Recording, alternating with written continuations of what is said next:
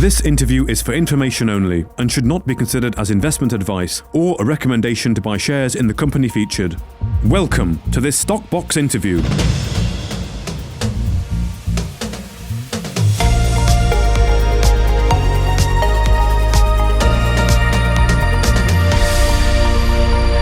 Joining us again today is Ryan Mead, the CEO of Fulcrum Metals, for part two of our special feature on the company and mainly the tailings opportunity. So in our first part, we talked really about who are Fulcrum Metals, where they came from, and where the focus is going more down the tailings, but there is the exploration upside as well. But this episode here is going to be strictly on the tailings opportunity, what it is, why the company is focusing down there, and why they see a big opportunity there. And we'll talk about the technology that is effectively unlocking this opportunity. Well, thank you very much, Ryan, for joining us. How are you?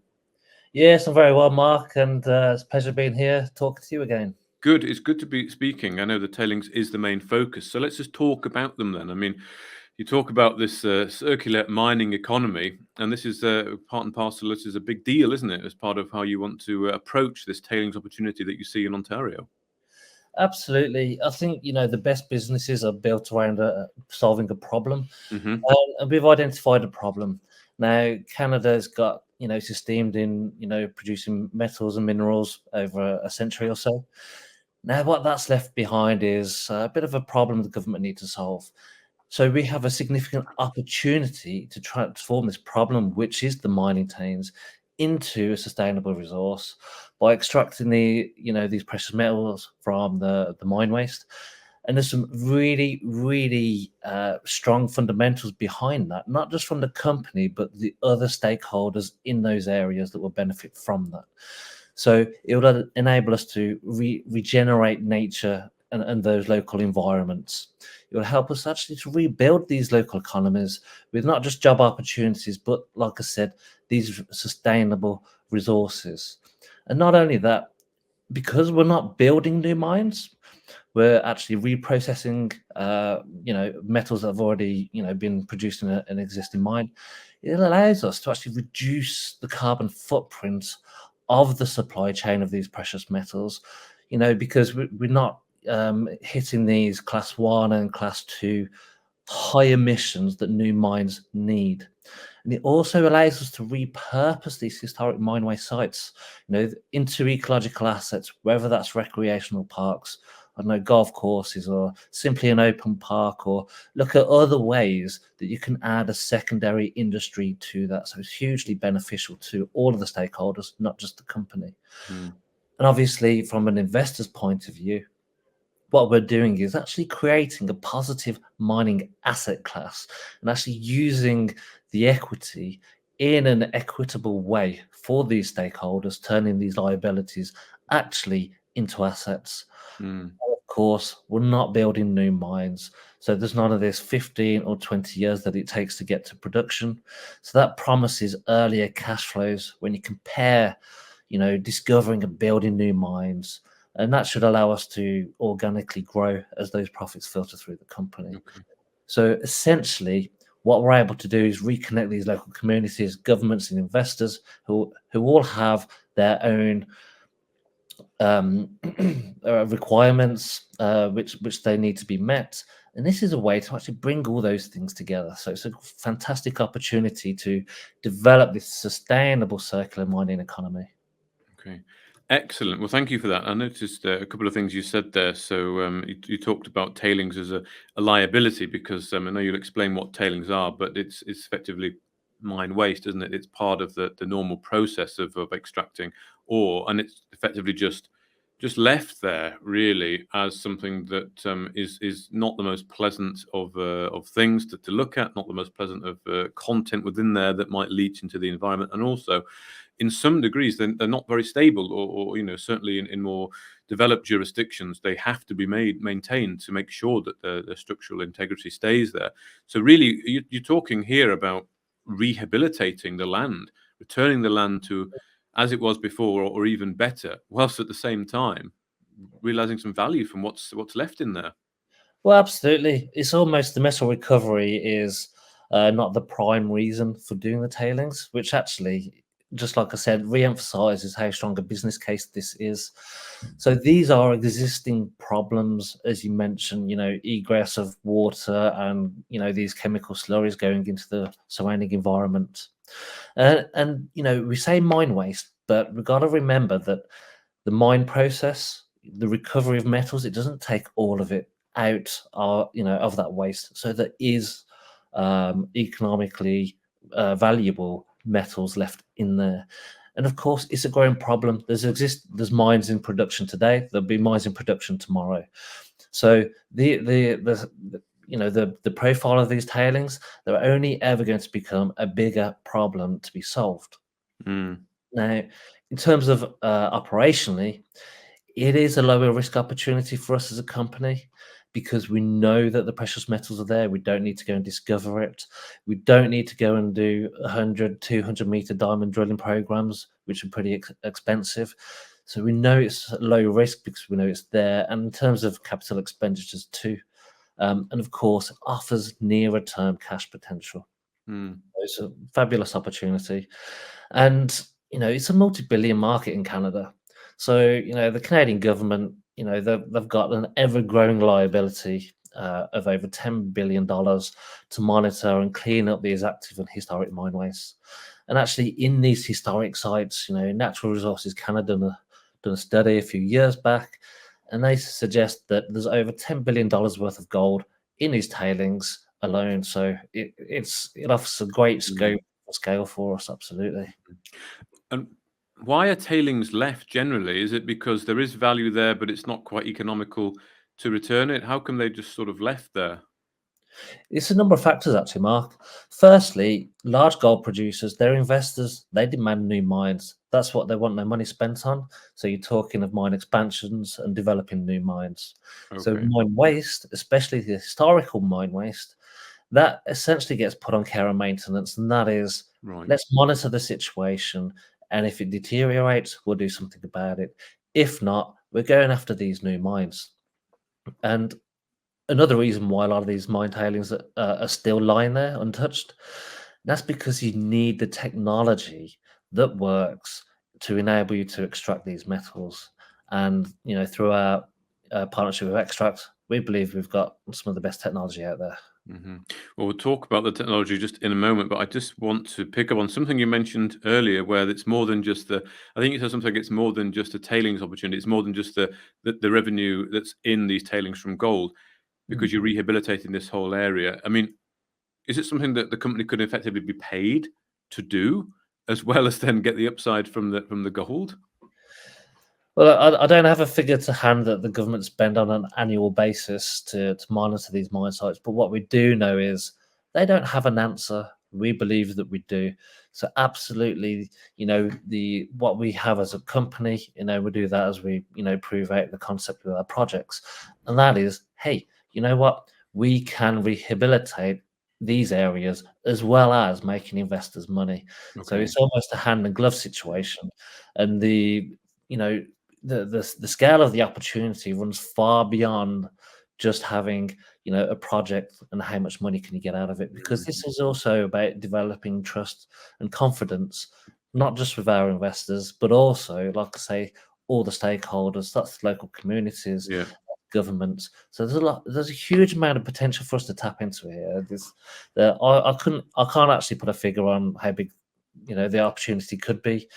Obviously, what we do know is it's of some significance in terms of scale. Yeah. Absolutely. Okay. And just you mentioned there, just briefly, stakeholders, the government, the public, and everyone else involved. I know it's early stage yet, but have you had any reactions, any discussions with like First Nations, public, or government ministers about this opportunity, and any early sort of signs of encouragement from these guys? Yeah, we absolutely have. So we've met the local ministry governments there. We've met George Perry, Okay. the Ministry of Mines for the whole of Ontario. And you know what? They're really excited about the what we say that we can do, but with the tailings and bringing in this brand new technology. It's a really big thing. It's technology that isn't there, so it's actually going to give them a great kind of belief in that they can resolve the problems that are there, but also, we're talking to the local indigenous groups. We've received positive feedback on that. They actually they're really pressing the government to have a look at these tailings to get it sorted. So Okay. they're delighted that there's a company like ourselves that are coming along saying, "Hey, we recognise the problem. We think we've got an answer. Let's work together, almost in a collaboration to Okay. explore what we can do." Okay, thank you, Ryan. So if we move on and talk about the technology, then I know in past interviews you've talked about this being really sort of innovative, revolutionary for the industry, but it is, in its infancy. Just take us through the technology, the concept behind it, and how advanced it is. Yeah. Well, we've got to remember that actually there's been extensive R&D investment that's gone into this technology over the last decade. It's been constantly improved and adapted. But essentially, this comes down to the chemistry. The technology is the chemistry. And that's great because that means it's fairly simple. It means that we don't need any specialized equipment. It's stuff that's off the shelf. And these are all long lead items which ultimately push out and delay projects because you can't get the equipment. So, it's a registered trademark technology. So our agreements gives us confidence around being able to use this technology. And the technology itself, like, we're proving a concept on gold projects, but it is not limited to that in any way, shape, or form. It's effective in complex oxides, refractory mineralized material, and actually hydrocarbons from oil sands. So you're talking of a full spectrum of different metals from tailings. Mm, It's just that we have identified an opportunity with these gold tailings that we have. And what all this means it means as a wrap up is there's some significant positive environmental and ESG implications. You know, um, I haven't said this yet, but there's no cyanide in this chemical in this technology, so it's non-toxic. The residues are inert and non-acid generating, so they're not going to add any issues after the reprocessing. It's got a minimal water requirements on the actual technology because it's closed loop, and as such, it's got low energy requirements. And just to round that off, it actually, it dewaters the tailings for dry stacking, and that's fundamental in being able to repurpose these tailing sites. okay, okay. I mean, how advanced is the technology? Does it work? Does it still have to be proven? It works. I mean, Extract worked with. Well, firstly, Extract signed this global commercial agreement with Bechtel earlier this year. Bechtel, what, multi-billion-dollar in revenue per annum. So if Bechtel say it works, I think you can be pretty sure that it does work. They don't associate with a technology that doesn't work. And with Bechtel, they're working with some major mining companies, around the world. Um, and Bechtel are hugely excited about it. I think it's going to transform the industry. They are working with another precious metal mining company out in Nevada called Silver One Resources, and that's and this is in publicly disclosable news, which a private company like Extract, you don't normally get this in the news, but they've been able to show that they can double the recovery rate. They can cut these leaching times, and this all means significant reduction in cost base, and that can turn marginal to non-viable projects into economic projects, and it's vital. Okay, okay, excellent. And how are Fulcrum going to take advantage of this opportunity? I can see there, as of course you talked about the Extract working with Silver One, and I know of course they're working with you.